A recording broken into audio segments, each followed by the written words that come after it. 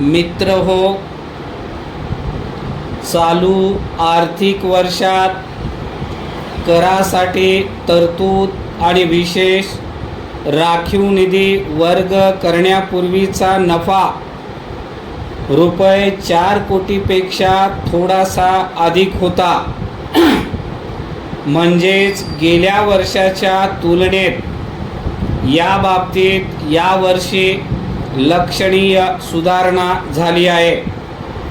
मध्यम आणि मोठ्या प्रकल्पांना देण्यात येणाऱ्या मदतीतही यावर्षी वाढ झाली आहे. माझ्या गेल्या वर्षाच्या निवेदनात मी मुद्दल आणि व्याजाच्या वसुलीत सुधारणा होण्यासाठी करण्यात येणाऱ्या प्रयत्नाचा उल्लेख केला होता. यावर्षी चालू थकबाकीच्या वसुलीच्या कामगिरीत महत्त्वपूर्ण सुधारणा घडून आली ही समाधानाची बाब आहे. तरीही या बाबतीत करण्यासारखे बरेच आहे याची आम्हाला जाणीव आहे.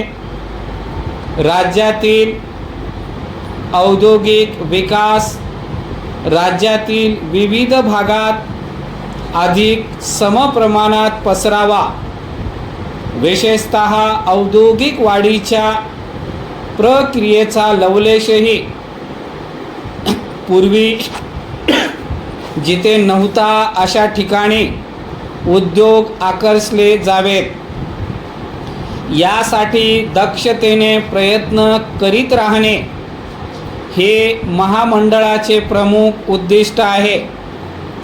गेल्या 20 वर्षापेक्षाही अधिक काळात विकासाची क्षमता असलेल्या निवडक ठिकाणी पायाभूत औद्योगिक सुविधा उपलब्ध करून देण्यासाठी आम्ही प्रयत्न केले. या प्रयत्नाबरोबरच उद्योजकांना अविकसित भागातील स्थानांची निवड करण्यासाठी उत्तेजन मिळावे म्हणून कर्जाच्या पुरवठ्याची आणि करात सवलत देण्याची योजना सुरू केली आहे. परिच्छेद जग झपाट्याने बदलत आहे आणि आम्ही आमच्या मनोभूमिका मार्ग त्यानुसार बदलू शकलो नाही तर भारतासारख्या विशाल आणि भरपूर क्षमता असलेला देशही जागतिक अर्थकारणाच्या बाबतीत नगण्य बनण्याचा धोका आहे. तेव्हा नव्या बदलाला सामोरे जाण्यासाठी भारताला नेहमी तयार राहिले पाहिजे. इतर कोणत्याही देशाप्रमाणेच भारताच्याही काही खास समस्या आहेत यात शंका नाही.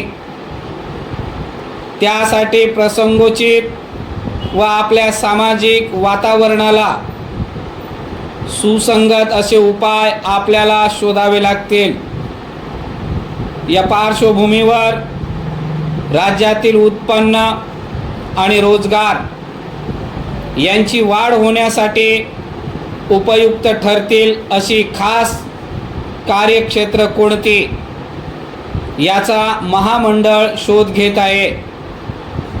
रोजगार आणि प्राप्ती यांची अत्यंत जलद वाढ होण्याकरिता मजबूत पाय व तयार करण्यासाठी शेती आणि फळांच्या लागवडीमध्ये आधुनिक तंत्राचा वापर करणे अगत्याचे आहे. परिच्छेद शेवटी संचालक मंडळ वेळोवेळी केलेल्या मार्गदर्शनाबद्दल शासनाचे आणि सातत्याने दिलेल्या मदतीकरिता औद्योगिक विकास बँकेचे कृतज्ञ असल्याचे मी नमूद करतो.